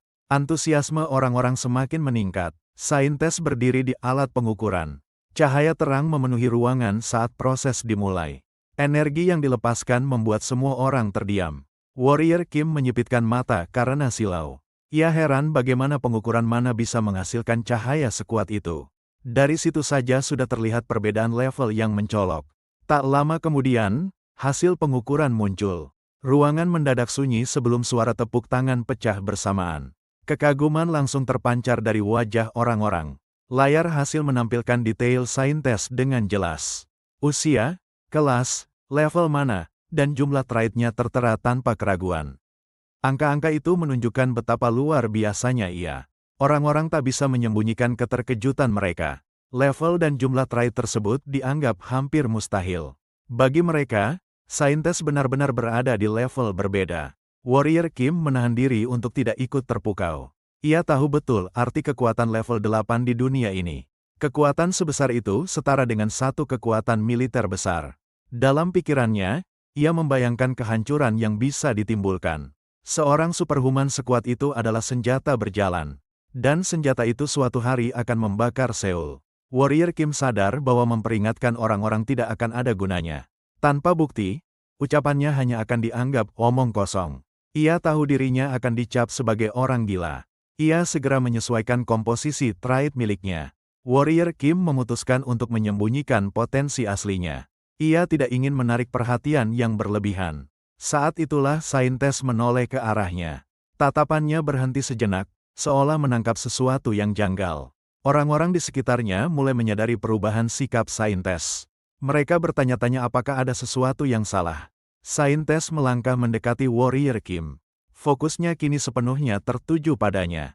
Ia tampak tertarik dengan sesuatu yang tidak terlihat oleh orang lain. Warrior Kim tersentak oleh kedatangan mendadak itu. Ia refleks menegang, merasa perhatiannya terlalu cepat tertarik. Situasi mulai terasa berbahaya baginya. Dalam benaknya, Warrior Kim mencoba mencerna apa yang baru saja terjadi. Ia tidak menyangka saintes akan langsung menaruh minat padanya. Ada sesuatu yang tidak sesuai rencana. Ia mulai curiga bahwa saintes mampu merasakan perubahan trait. Kemungkinan itu membuatnya waspada. Jika benar, berarti ia sedang berhadapan dengan sosok yang jauh lebih tajam dari perkiraannya. Warrior Kim menyadari bahwa ia belum sempat menyelesaikan penyesuaian. Jumlah traitnya masih dalam kondisi penuh. Fakta ini membuat posisinya semakin berbahaya. Para bawahan saintes tampak bingung. Di mata mereka, Warrior Kim hanyalah orang biasa. Tidak ada alasan jelas mengapa saintes tertarik padanya. Saintes meraih tangan Warrior Kim secara langsung, dan menanyakan namanya dengan jelas. Sementara Warrior Kim refleks menjawab seadanya. Warrior Kim menyadari makna dari pertanyaan itu. Di Arcane Seoul, ditanya nama oleh saintes bukanlah hal sepele. Itu adalah awal dari sesuatu yang tidak bisa ditarik kembali. Saintes secara resmi menyatakan ia membaptisnya. Ia menggunakan nama Holy Order sebagai dasar tindakannya. Keputusan itu diambil tanpa memberi ruang untuk menolak. Ia menyebut Ancient Father sebagai sosok tertinggi. Penguasa Black Gold Throne digambarkan sebagai entitas yang selalu tertarik pada kekuatan langka. Warrior Kim sadar ia telah menjadi target. Energi ilahi mulai meresap ke tubuh Warrior Kim. Sensasinya terasa asing dan menekan. Seolah ada kekuatan luar yang mencoba mengikatnya. Kerumunan bereaksi dengan iri dan kagum. Banyak yang tidak bisa menerima kenyataan bahwa orang seperti Warrior Kim dipilih. Terlebih lagi, pembaptisan itu dilakukan langsung oleh saintes. Warrior Kim menggertakkan giginya. Ia tahu konsekuensi menerima pembaptisan itu. Triad Baptism akan mengikatnya selamanya pada Holy Order. Dalam pikirannya, ia melihat masa depan Holy Order yang suram. Organisasi itu akan kalah perang dan dihancurkan oleh faksi mayoritas. Bergabung dengan mereka berarti memilih jalan buntu. Ia melepaskan genggaman saintes. Keputusan itu diambil dengan tegas. Bagi Warrior Kim, ini sama saja seperti dipaksa masuk ke kerugian yang sudah pasti. Tindakan itu membuat semua orang terkejut. Tidak ada yang menyangka ada orang berani menarik diri. Suasana langsung membeku. Warrior Kim secara terbuka menolak. Kata-katanya singkat namun jelas. Penolakan itu mengguncang seluruh ruangan. Saintes sangat terkejut mendengar jawaban itu. Ia menanyakan apakah dirinya salah dengar. Namun Warrior Kim menegaskan sekali lagi bahwa saintes tidak salah dengar. Ia serius menolak bergabung dengannya. Saintes menepuk pundaknya dengan tenang. Namun kata-kata yang menyertainya syarat ancaman. Ia mengingatkan bahwa kekuatan ilahi sudah menyentuh tubuhnya. Api suci tiba-tiba membakar tubuh Warrior Kim. Rasa sakit menyebar seketika. Hukuman itu datang tanpa peringatan. Orang-orang mulai mencibir dan mengecamnya. Di mata mereka, Warrior Kim hanyalah orang bodoh yang menolak berkah. Tidak ada satupun yang berpihak padanya. Sistem langsung mengkonsumsi sebuah triad hukuman. Divine Favor muncul sebagai konsekuensi penolakan pembaptisan. Efeknya adalah rasa sakit terbakar yang terus berlanjut tanpa henti. Warrior Kim merasakan tubuhnya seperti dilalap api dari dalam. Meski sudah siap secara mental, rasa sakit itu tetap jauh lebih parah dari bayangannya. Ia hampir tidak bisa menahan kesadarannya. Divine Favor dikenal sebagai salah satu debuff terkuat di Arcane Seoul. Efeknya tidak langsung membunuh, tetapi menyiksa tanpa henti. Kehidupan sehari-hari akan terasa seperti neraka. Tidak ada cara normal untuk menghilangkannya. Satu-satunya jalan adalah kembali ke kuil dan menerima pembaptisan. Tanpa itu, debuff ini akan terus menempel. Tubuh Warrior Kim tergeletak di lantai. Penglihatannya mulai kabur dan napasnya berat. Untuk sesaat, ia benar-benar meragukan apakah masih bisa bertahan hidup. Tiba-tiba, air disiramkan ke tubuhnya. Sensasi dingin itu menghantam api yang membakar. Meski tidak menghilangkan rasa sakit, itu membuatnya tetap sadar. Warrior Kim menoleh perlahan ke arah sumber air. Pandangannya masih goyah dan tidak fokus. Ia mencoba mengenali sosok yang ada di depannya. Pelayan yang sebelumnya menolongnya berdiri di sana dengan wajah cemas. Ia tidak ragu membantu meski tahu risikonya. Sikapnya terlihat tulus dan tanpa perhitungan. Warrior Kim terkejut sekaligus bersyukur. Ia tahu hampir tidak ada orang yang mau mendekati korban Divine Favor. Bantuan ini benar-benar di luar dugaan. Dengan sisa tenaga, Warrior Kim mencoba bangkit. Ia memaksakan diri untuk tetap berpikir jernih. Menyerah di titik ini bukanlah pilihan. Ia duduk bersila dan memusatkan fokusnya. Sebuah triad baru berhasil diperoleh di tengah penderitaan. Divine Resistance mulai aktif di dalam tubuhnya. Rasa sakit sedikit berkurang. Meski api belum sepenuhnya padam, tekanannya mulai melemah. Hal itu memberinya ruang untuk bernapas. Warrior Kim sadar bahwa keputusannya menolak pembaptisan bukan tanpa rencana. Intensitas Divine Favor sangat bergantung pada jumlah mana target. Dalam kondisinya saat ini, debuff itu masih bisa diatasi. Ia kembali mengubah komposisi sirkuitnya. Tujuan berikutnya jelas, menambah kapasitas mana. Namun setiap perubahan terasa seperti menyayat tubuhnya sendiri. Warrior Kim mengerang keras menahan rasa sakit. Tubuhnya gemetar hebat, namun ia tetap memaksakan prosesnya berjalan. Pelayan itu menyiramkan lebih banyak air. Ia terus menyemangati Warrior Kim agar bertahan. Air dingin membantu menahan api agar tidak kembali membesar. Perlahan, Warrior Kim kembali tenang. Di tengah rasa sakit ekstrim, ia justru merasakan aliran energi yang stabil. Sensasi itu terasa aneh namun terkendali. Ia mulai memusatkan perhatian sepenuhnya pada sensasi tersebut. Rasa sakit dan ketenangan bercampur menjadi satu. Fokus menjadi kunci untuk bertahan. Dalam benaknya, ia membandingkan dua elemen yang saling bertolak belakang. Api yang membakar dan air yang menenangkan saling menekan. Keseimbangan itulah yang ia cari. Warrior Kim mengalirkan seluruh mana yang ia miliki untuk menekan api. Ia tidak mencoba memadamkan, hanya mengendalikan. Keputusan itu menjadi titik balik. Api akhirnya tertekan dan menghilang. Sebuah gelombang kejut menyebar ke sekeliling. Orang-orang di sekitar kembali terkejut oleh perubahan mendadak itu. Tubuh Warrior Kim kini diselimuti api biru yang tenang. Sebuah trait baru terbentuk sebagai hasil dari proses itu. Mana shield aktif melindungi tubuhnya. Warrior Kim tersenyum tipis. Ia tahu betul nilai dari trait tersebut. Ini adalah fondasi utama bagi seorang defense warrior. Pelayan itu memastikan keadaannya. Warrior Kim mengakui bahwa bantuan pelayan tersebut sangat menentukan. Tanpa air dan dukungannya, hasilnya bisa berbeda. Orang-orang di sekitar tercengang. Mereka tidak percaya Divine Fever bisa ditekan. Beberapa mulai menuduhnya menggunakan cara licik. Warrior Kim sadar bahwa solusi ini belum sempurna. Mana Shield hanyalah penahan sementara. Namun setidaknya, ia terbebas dari rasa terbakar yang terus-menerus. Ia kembali melangkah menuju mesin pengukur. Kali ini, ekspresinya jauh lebih tenang. Ia siap melanjutkan proses yang sempat tertunda. Saat pengukuran dimulai, Warrior Kim menatap layar dengan antusias. Angka mana perlahan meningkat. Ia memastikan semuanya berjalan normal.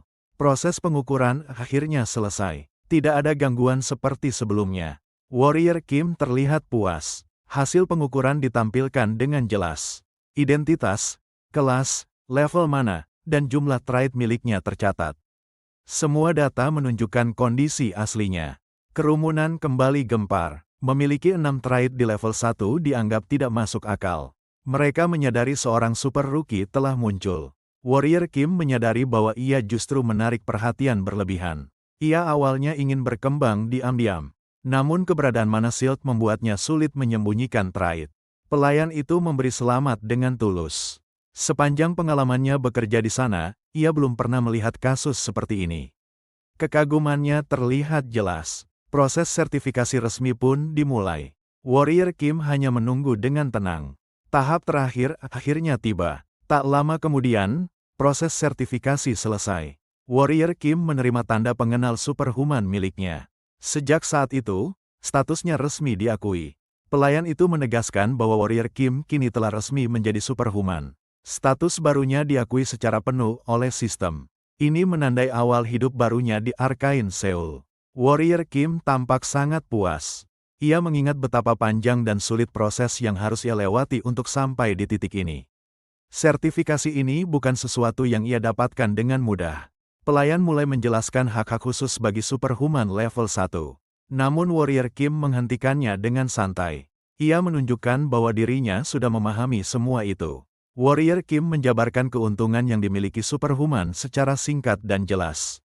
Mulai dari pemotongan pajak, hak kepemilikan senjata, hingga kekebalan hukum di level tertentu.